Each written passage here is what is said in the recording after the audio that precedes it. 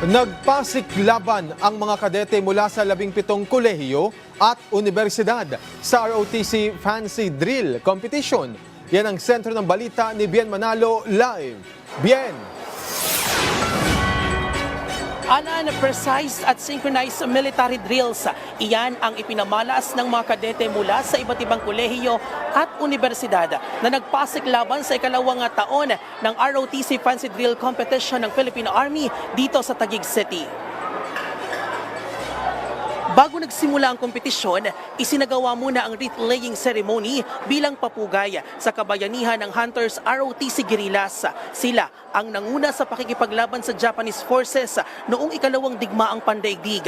17 kolehiyo at universidad na may tig-40 miyembro ang lumahok sa ROTC Fancy Drill Competition. Pero 7 lang sa kanila ang umabante sa final round. Kabilang sa kanila ang Technological University of the Philippines, University of Caloocan City, Pamantasang Lungsod ng Muntinlupa, Pamantasang Lungsod ng Marikina, Lyceum of Alabang, Polytechnic University of the Philippines at City of Malabon University. At hikain ng programa na kilalanin ang mahalagang kontribusyon ng mga kadete sa nation building at national security.